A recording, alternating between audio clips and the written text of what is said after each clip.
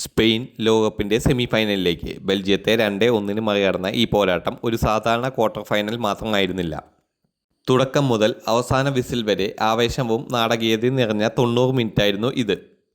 മത്സരത്തിൻ്റെ അവസാന നിമിഷം വരെ വിജയിയെ പ്രവചിക്കാൻ പോലും കഴിയാത്ത പോരാട്ടത്തിൽ ഒടുവിൽ സ്പെയിൻ്റെ അനുഭവവും ക്ഷമയും നിർണായകമായി. ആദ്യ പകുതി കളി തുടങ്ങിയതു മുതൽ പന്ത് കൈവശം വെച്ച് ആക്രമണം നയിച്ചത് സ്പെയിനായിരുന്നു. റോഡ്രി മധ്യനിരയിൽ കളിയുടെ വേഗത നിയന്ത്രിച്ചപ്പോൾ ലാമിൻ യമാൽ വലത് വിങ്ങിലൂടെ ബെൽജിയം പ്രതിരോധത്തെ നിരന്തര സമ്മർദ്ദത്തിലാക്കി. ഫാബിയൻ റൂയിസ്, ഡാനി ഓൾമോ, ഓയാർസാവാൽ എന്നിവർ ചേർന്ന നീക്കങ്ങൾ ബെൽജിയം പ്രതിരോധത്തെ പലവട്ടം പരീക്ഷിച്ചു. 30-ാം മിനിറ്റിൽ സ്പെയിൻ അർഹിച്ച ലീഡ് നേടി. മധ്യനിരയിൽ നിന്ന് മുന്നേറിയ ഫാബിയൻ റൂയിസ് കൃത്യമായ ഫിനിഷിങ്ങിലൂടെ സ്പെയിൻ 1-0 മുന്നിലെത്തിച്ചു. ബെൽജിയം ഗോൾ കീപ്പർക്ക് യാതൊരുവിധ അവസരവും നൽകാത്ത മികച്ച ഷോട്ടായിരുന്നു അത്. എന്നാൽ ബെൽജിയം തളർന്നില്ല. 41-ാം മിനിറ്റിൽ ടിമോത്തി കാസാൻഡെയുടെ കൃത്യമായ ക്രോസിൽ ചാൾസ് ഡി കെറ്റലാറെ മനോഹരമായ ഹെഡറിലൂടെ സമനില നേടി. ഈ ലോകകപ്പിൽ സ്പെയിൻ വഴങ്ങിയ ആദ്യ ഗോളും അതായിരുന്നു.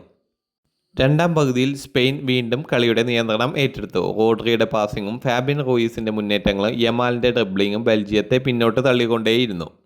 ലാമിൻ യമാൽ ഗോൾ നേടിയില്ലെങ്കിലും മത്സരത്തിലെ ഏറ്റവും അപകടകാരിയായ താരമായിരുന്നു. തുടർച്ചയായി ഡിഫൻഡർമാരെ മറികടന്ന് അവസരങ്ങൾ സൃഷ്ടിക്കുകയും ആക്രമണത്തിന് ജീവൻ നൽകുകയും ചെയ്തു.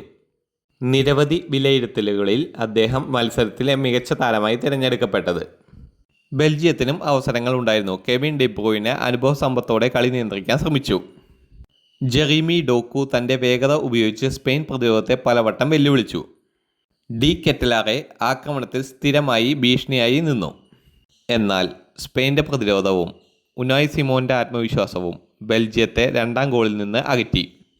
മത്സരം അധിക സമയത്തേക്ക് പോകുമെന്ന തോന്നൽ ശക്തമായി കൊണ്ടിരിക്കുമ്പോഴാണ് സ്പെയിൻ്റെ സൂപ്പർ സബ് മിക്കേൽ മെറീനോ വീണ്ടും ഹീറോയായത്.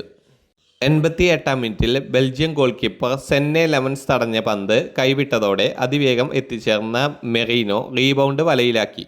സ്റ്റേഡിയം മുഴുവൻ സ്പാനിഷ് ആരാധകരുടെ ആഘോഷത്തിൽ മുങ്ങി. പോർച്ചുഗലിനെതിരായ പ്രീ ക്വാർട്ടറിലും വിജയ ഗോൾ നേടിയ മെറീനോ തുടർച്ചയായ രണ്ടാം നോക്കൌട്ട് മത്സരത്തിന് സ്പെയിൻ്റെ രക്ഷകനായി. ബെൽജിയത്തിന് ഏറ്റവും വലിയ തിരിച്ചടിയായത് ക്യാപ്റ്റൻ യൂറി ടൈലമൻസ് പരിക്കിനെ തുടർന്ന് കളിക്കാതിരുന്നതായിരുന്നു. പിന്നീട് അവരുടെ സൂപ്പർ ഗോളി തീബാ കോർട്ടുവയും പരിക്കേറ്റതിനെ തുടർന്ന് പുറത്തുപോയി. പകരക്കാരനായി വന്ന സെന്ന ലെമൻസ് കൈവിട്ട പന്താണ് ഒടുവിൽ സ്പെയിൻ്റെ വിജയ ഗോളിലേക്ക് വഴിയൊരുക്കിയത്.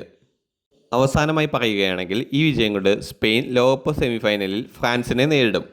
ടൂർണമെൻറ്റിലെ ഏറ്റവും ശക്തരായ 2 ടീമുകളുടെ പോരാട്ടമാകുമെന്ന് ഇതിനോടകം വിലയിരുത്തപ്പെടുന്നു.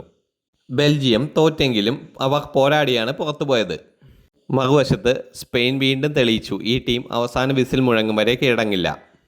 ഫാബിയൻ റൂയിസിൻ്റെ ക്ലാസ്, ലാമിൻ യമാലിൻ്റെ മാജിക്, മെറീനോയുടെ അവസാന നിമിഷ ഹീറോയിസം ഇതെല്ലാം ചേർന്നപ്പോൾ ലോകകപ്പ് ചരിത്രത്തിൽ ഓർമ്മിക്കപ്പെടുന്ന മറ്റൊരു സ്പാനിഷ് രാത്രി കൂടി പിറന്നു. കൂടുതൽ വാർത്തകൾക്കും വിശേഷങ്ങൾക്കുമായി ഈ ചാനൽ ഇപ്പോൾ തന്നെ സബ്സ്ക്രൈബ് ചെയ്യുക.